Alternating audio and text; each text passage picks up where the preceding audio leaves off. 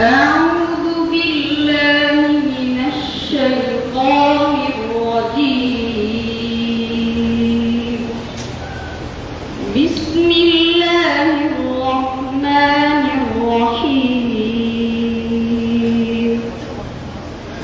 الحمد لله رب العالمين الرحمن الرحيم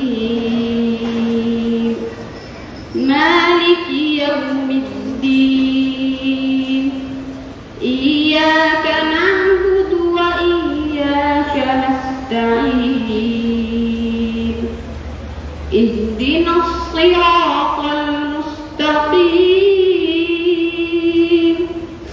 صراط الذين أنعمت عليهم غير المغضوب عليهم ولا الضالين.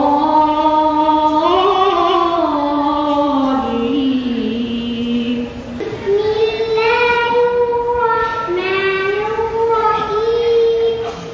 ألف باء تاء ثاء جيم حاء ما شاء الله ما شاء الله. এরপর দ্বিতীয় بسم الله الرحمن الرحيم. ألف لام ميم.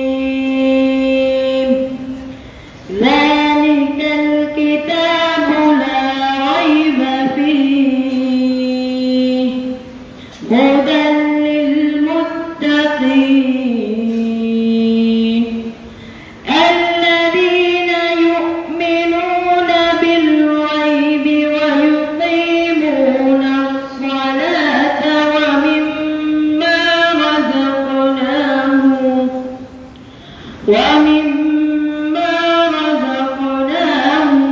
ينفقون. أحمد الله العلي العظيم ونصلي على رسوله الكريم. سؤال تلقاها جواب مسلمان سؤال मुसलमानों के मजहब का नाम क्या है? जवाब इस्लाम. بسم الله الرحمن الرحيم.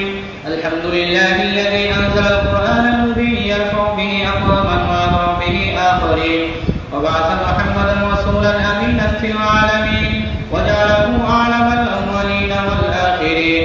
اللهم صل وسلم وبارك عليه صلوات دائمة وتسليمات عالية وبركات إلى يوم الدين وعلى آله الطيبين الطاهرين وأصحابه الذين رفعوا غاية الإسلام ومنار السنة بقوة الإيمان واليقين وعلى جميع الفقهاء والمحدثين والمفسرين الذين حفظوا حريم الشريعة المحمدية عن تحريف الغالين وتأويل الجاهلين.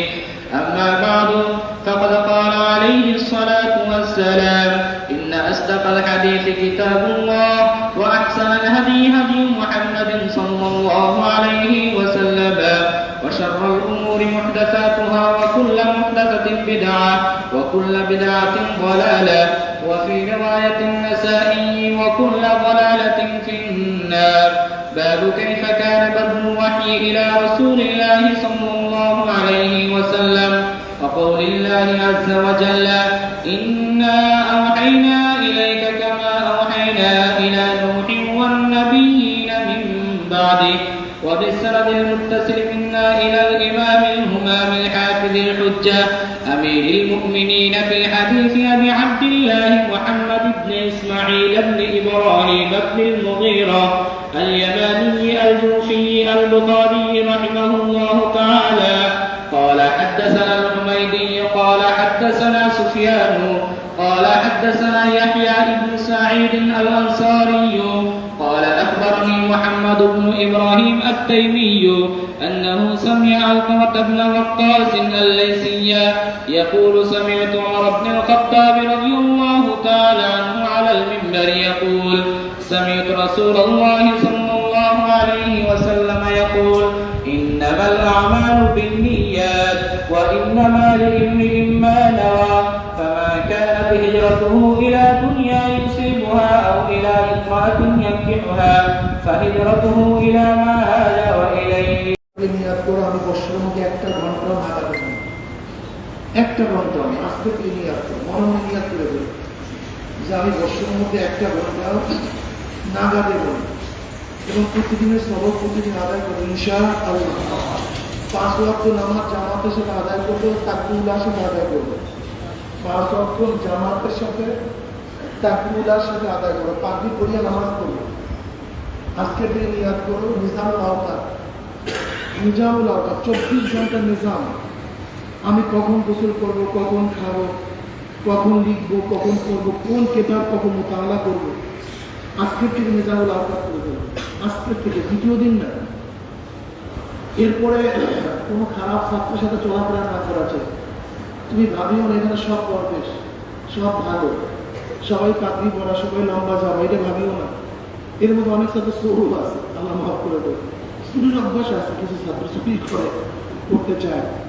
এর জন্য তোমাদের ট্রান, তোমাদের মাল আসবাবগুলি হেফাজতে রাখবে। কোনো ছাত্র মাঝে ছাত্রের সাথে চলাফেরা করবে না। মোবাইল, খাস করে এই যে অ্যান্ড্রয়েড মোবাইল, যে টাচ মোবাইল, এটা সম্পূর্ণ অবৈধ মাদ্রাসার জন্য, একেবারে অবৈধ, একেবারে হারাম। কোনো ছাত্রকে ব্যবহার করতে পারবো না। আমি কথাটা বুঝাতে পারছি? এইটা ব্যাস, এই কারণ মানতে হবে, তোমাকে অবশ্যই মানতে হবে। টাচ মোবাইল এই 28,000 নিয়ে আসছো, এটা জমা দিয়ে দেবে।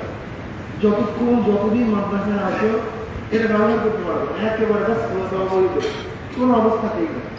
কোনো মানুষকে ধ্বংস করার জন্য একটা টাচ মোবাইল দিয়ে দেওয়া যথেষ্ট। বর্তমানে কারোর হাতে যদি একটা অ্যান্ড্রয়েড মোবাইল দিয়ে দেওয়া হয়, তার ধ্বংসের জন্য অন্য কিছু প্রয়োজন নেই। এইটা যে ধ্বংস একটা দ্বার প্রান্তে নিয়ে যাবে।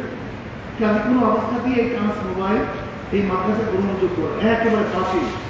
আর ব্যাস আলহামদুলিল্লাহ, পরবর্তীতে নসিহত হবে, আগামীতে নসিহত হবে, আমরা এসব আলোচনা করবো। আজকে সংক্ষিপ্ত সময় কোনো অবস্থাতেই সবক লাগা দেবো না।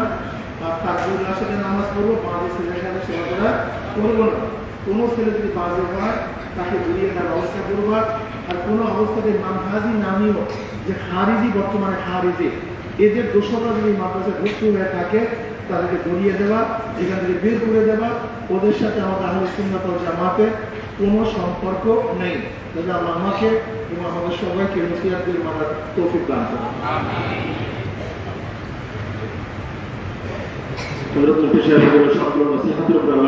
সকলকে আমরা তৌফিক দান করুক। এইভাবে আমাদের জন্য গুরুত্বপূর্ণ নসিহত প্রদান করলেন হযরত শেখ সাহেবের চরণে। আলহামদুলিল্লাহ ওয়াসসালামু আলা ইবাদিহিল্লাযীনা ইসতাফা আম্মা বা'দ। ফাআউযু বিল্লাহি মিনাশ শাইতানির রাজীম। বিসমিল্লাহির রহমানির রহিম।